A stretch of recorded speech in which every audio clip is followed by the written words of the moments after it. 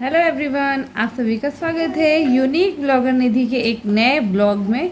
और आज के ब्लॉग में फ्रेंड्स मैं आप लोगों के साथ शेयर कर रही हूँ कि सी सेक्शन के बाद या आफ्टर डिलीवरी के बाद हमें खुद का ख्याल कैसे रखना है। क्योंकि क्या होता है, जब भी डिलीवरी होती है नई नई, तो हम कहीं ना कहीं अपने न्यूबॉर्न बेबी की केयर में ही इतना बिजी हो जाते हैं कि हम खुद की केयर करना भूल जाते हैं। लेकिन फ्रेंड्स, सी सेक्शन के बाद जो भी लेडीज़ होती हैं, जो भी मदर्स होती हैं, न्यू मदर्स होती हैं, उन्हें भी केयर की बहुत ज़रूरत होती है। और कुछ केयर्स ऐसी हैं जिन्हें करना बहुत ज़रूरी है, नहीं तो बाद में बहुत ज़्यादा दिक्कत हो जाती है मदर्स को। तो वही चीज़ें मैं आज आपके साथ शेयर कर रही हूँ फ्रेंड्स इस ब्लॉग में, कि हमें किस तरीके से अपना भी ख्याल रखना है ताकि आगे चल के हमें भी कोई दिक्कत ना हो। क्योंकि न्यू मॉम जब हमारा नया नया कह लीजिए बॉडी, हम न्यू बॉर्न मॉम बनते हैं तो कहीं ना कहीं हमारी बॉडी जो होती है वो भी बहुत वीक हो जाती, तो उसे भी कहीं ना कहीं बहुत केयर की ज़रूरत होती है। अक्सर आप देखते हो या तो डिलीवरी के बाद लेडीज़ बहुत ज़्यादा मोटी हो जाती, बहुत ज़्यादा फैट हो जाता है उनको, और बाल एकदम झड़ के उनके एकदम कुचरी हो जाते हैं, कहते कुचरी हो जाते हैं। तो इसीलिए हम लोगों को अपने पे भी पूरा पूरा ध्यान देना चाहिए, अपने खान पान पे, और अपनी क्या क्या चीज़ें हैं, किस तरीके से हमें अपने पे ध्यान देना है, कैसे हमें अपनी सेल्फ केयर भी करनी है बेबीज़ के साथ साथ। वो चीज़ मैं आपके साथ शेयर करूँगा। मैं भी अकेले रहती हूँ, आप लोग जानते हो, जैसे कि मैं अकेले रह के दो बेबीज़ की केयर करना अब तो पड़ता है। तो एक न्यूबॉर्न बेबी है और एक मेरी 3 इयर्स ओल्ड बेबी है। तो कैसे मैं फिर भी वक्त निकालती हूँ अपनी खुद के लिए, समय निकालती हूँ, और किस तरीके से मैंने खुद का ख्याल रखा हुआ है, तो वो चीज़ें आज आपके साथ मैं ब्लॉग में शेयर करूँगी। तो फ्रेंड्स, आप सभी पूरा ब्लॉग देखिएगा, एंड तक देखिएगा। और अगर फ्रेंड्स आप लोगों को ब्लॉग मेरा अच्छा लगे तो प्लीज़ चैनल को सब्सक्राइब कीजिएगा, वीडियोस को लाइक कीजिएगा और शेयर करना बिल्कुल मत भूलिएगा। और हाँ, कमेंट कीजिएगा कि आप कहाँ से मेरा ब्लॉग देख रहे हैं और आपको कैसा लगा मेरा ब्लॉग। तो चलिए स्टार्ट करते हैं। तो यहाँ पे मैं मॉर्निंग में सबसे पहले ड्राई फ्रूट्स जो होते हैं उनको रात में भिगो देती थी, और भिगो के सुबह में नहा मुँह कह लीजिए, सबसे पहले मैं यही ड्राई फ्रूट्स अपने खाती थी। और ड्राई फ्रूट्स ना बहुत ज़रूरी होते हैं हमारी बॉडी को, मतलब सी सेक्शन के बाद ड्राई फ्रूट्स बहुत इंपॉर्टेंट होते हैं खाना। तो कम से कम 1-1.5 महीने तो आपको डेली ड्राई फ्रूट्स खाने चाहिए। ड्राई फ्रूट्स तो मैं यहाँ मॉर्निंग में सबसे पहले ड्राई फ्रूट्स खाती थी, जिसको रात भर मैं भिगो देती थी, और सुबह में उन्हें खा लें। इसमें बादाम है, किशमिश है, काजू है और छुआरा है। उसके बाद मैं कोई भी एक मौसमी फल खा लेती हूँ। तो अभी मैं एप्पल खाती हूँ। अभी जब से मतलब सी सेक्शन हुआ है तो उसके बाद मैं एक एप्पल नाश्ते में कर लेती हूँ सुबह में। मतलब अगर जब भी मैं ड्राई फ्रूट्स खाती हूँ उसके आधे घंटे बाद मैं एक फल खा लेती हूँ। और उसके बाद ये दलिया है, दूध में दलिया जो अब बनती है वो दलिया एक कटोरी खा के नाश्ता करते हैं। और उसके बाद फिर नंबर आता है मेडिसिन। मेडिसिन बहुत इंपॉर्टेंट है।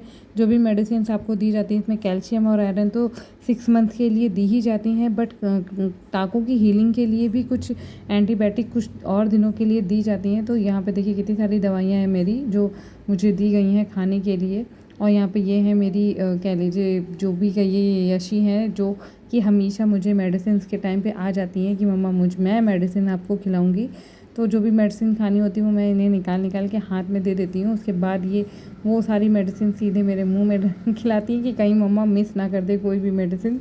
तो यहाँ पे यही डेली का यही शेड्यूल है। और ये देखिए इन्होंने हाथ में इकट्ठा कर ली हैं सारे मेडिसिन, और अब ये एक एक करके ना मुझे मेरे माउथ में खिलाएंगी। और उसके बाद ही मतलब आप ना, इनके बिना मैं दवा खा ही नहीं सकती हूँ। ये हमेशा मुझे दवाइयों का याद दिलाती है। उसके बाद शाम में मैंने ना ये थोड़े से मखाने रोस्ट करके रखे हुए हैं, वही खा लेती हूँ एक कटोरी रोस्ट करके। तो ये तो मेरा डाइट चार्ट रहा जो मैं खाना मतलब खाती हूँ। और उसके बाद यहाँ पे कुछ हेल्थ केयर भी होते हैं। तो जब भी न्यू बॉर्न होता है ना, उसमें सबसे पहले हमें अपने नाखून काटने होते हैं, जो कि अगर आपके नाखून बड़े हैं तो उन्हें काटते रहना पड़ता है। क्योंकि बहुत ज़्यादा थोड़े से भी नाखून अगर बढ़ जाते हैं तो बेबी को मालिश के टाइम पे लगने लग जाते हैं, उसके हाथ में, उसके मतलब बॉडी में, उसको कहीं भी लग सकते हैं। क्योंकि न्यूबॉर्न बेबी बहुत ही ज़्यादा नाजुक होते हैं। तो मेरे भी नाखून, वैसे तो मैं काट के ही हॉस्पिटल गई थी, बट फिर भी जब से यशी हुई है ना, तब से मैंने ना बड़े नेल्स रखना ही छूट गया है मेरा। मैं रख ही नहीं पाती हूँ तब से बड़े नेल्स। अदरवाइज़ मैं भी बड़े नेल्स रखती थी और नेल पेंट लगाती थी, बट जब से यशी हो गई है तब से मेरा नेल्स पेंट टूट गया। क्योंकि हमेशा से अपने बेबीज़ की मालिश मैंने ही की है, और मालिश के टाइम पे अगर नेल्स बड़े हैं ना तो बेबीज़ को लग ज़रूर जाते हैं। तो इसलिए फिर मैं नेल्स नहीं रखती हूँ बड़े। तो यहाँ पे देखिए मैं जब नेल्स अपने काटने के लिए बैठी थी ना, तो यशी भी आ गई कि मम्मा मेरे भी नेल्स कट करो। तो यहाँ पे मैं पहले उन्हीं के नेल्स कट करने लग गई हूँ। और यहाँ पे फाइनली यशी के नेल्स कट हो चुके हैं, जो कि वो देखिए दिखा रही हैं कैमरे में कि देखिए मेरे नेल्स कट हो चुके हैं। और अब बारी है मेरे खुद के नेल्स की। तो मैं यहाँ पे अपने खुद के नेल्स भी कट कर लेती हूँ। तो नेल्स कट करना मतलब मैंने इससे पहले जो अपना आपको हेल्थ केयर बताया था, यहाँ पे कुछ थोड़ी सी बॉडी केयर है। तो यहाँ पे ये है कि सबसे पहले नेल्स कट करना क्योंकि बहुत ज़रूरी होता है।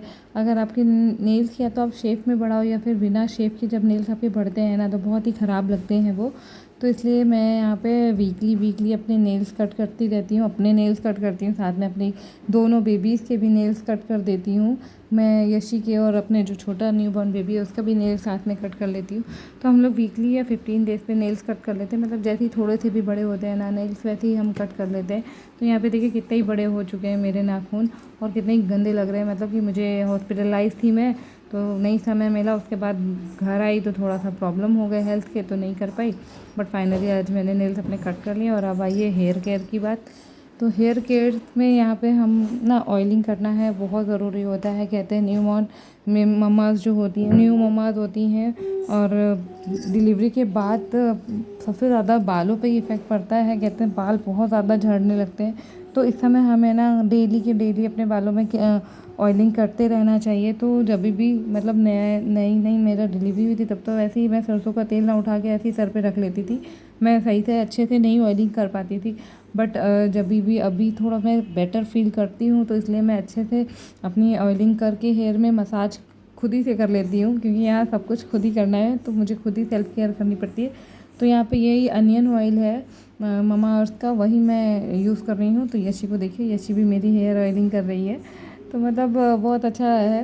तो यहाँ पे बस यही, और ये बहुत अच्छा होता है ना कोम की तरह। इसमें जो होता है, इसमें आपको कुछ भी नहीं करना होता है। और जो ऑयल होता है ना, वो सीधे आपके कह लीजिए कि जड़ों में लगता है जाके। तो ये सबसे इजी वे होता है लगाने का, मुझे बहुत सरल पड़ता है। तो मैं बस ऐसे ही कर लगा के ना, बस सभी ऐसे लगाने के बाद पूरे सर पे आगे से लेके पीछे तक एकदम लगा लेती हूँ। उसके बाद हल्के हाथ से खुद को मसाज कर लेना है अपने बालों में। और डेली का डेली ऑयलिंग करना होता है। एटलीस्ट डिलीवरी के 15 डेज़ तक तो आपको बालों में डेली ऑयल लगाना ही लगाना चाहिए। ये जिससे कि आपके बाल ना मजबूत रहें। क्योंकि अगर शुरू में आपका क्या होता है ना, डिलीवरी के बाद एक कह लीजिए मदर का ना जो शरीर होता है, पूरा ही बॉडी बहुत वीक हो चुकी होती है। तो अगर उस समय हम उसकी केयर नहीं करते हैं ना, तो फिर वो वीकनेस और वो कमज़ोरी हमेशा के लिए रह जाती है। तो इसलिए हमें क्या कहते, उन्हीं शुरू के ही 15 और महीने 30 दिन कह लीजिए, महीने भर में ही हमें ध्यान देना होता है अपने बॉडी पे, अपनी हेल्थ पे सबसे ज़्यादा ध्यान देने की ज़रूरत होती है। तो अगर इस समय हम अपना ध्यान देंगे तो हमें आगे चल के हेयर फॉल और हाथ पैरों में दर्द और कह लीजिए बहुत सारी प्रॉब्लम्स होती हैं जिनको फेस करना पड़ता है एक न्यू मॉम को बाद में चल के। तो फ्रेंड्स, इसी तरीके से मैं ना जो भी मतलब उससे जितना मुझे समझ में आता है, उतना मुझसे हो पाता है, जो ज़रूरी है मेरी बॉडी के लिए, मेरी हेल्थ के लिए, वो केयर्स मैं यहाँ पे करती हूँ। तो आप लोगों को फ्रेंड्स मेरा ब्लॉग कैसा लगा, प्लीज़ मुझे ज़रूर कमेंट करके बताइएगा। और अगर ब्लॉग अच्छा लगा हो तो प्लीज़ वीडियोस को लाइक कीजिएगा, शेयर कीजिएगा और कमेंट करके ज़रूर बताइएगा। और चैनल को सब्सक्राइब करना फ्रेंड्स बिल्कुल मत भूलिएगा। आप लोगों को इसी तरह की ना अच्छी अच्छी वीडियोस मिलती रहें, इसके लिए आप लोग बेल आइकन ज़रूर प्रेस कीजिएगा। बेल आइकन प्रेस करने से आपको मेरी सारी वीडियोस की नोटिफिकेशन मिलती रहेंगी। और साथ में ही सारे वीडियोस आप अपडेट रहेंगे। मैं लाइव भी आती हूँ रात में 9 बजे। तो आप लोग मुझे लाइव भी देखना चाहते हो अगर, तो आप लोग रात के 9 बजे आ सकते हो लाइव और मुझसे बातें कर सकते हो। लाइव की कोई भी क्वेश्चन आंसरिंग हो आप कर सकते हो, कोई भी बात हो आप मुझसे लाइव में बातें कर सकते हो। तो thank you so much friends, आज के लिए बहुत बहुत शुक्रिया आप लोगों का मेरा पूरा वीडियो देखने के लिए। शुक्रिया, बाय बाय।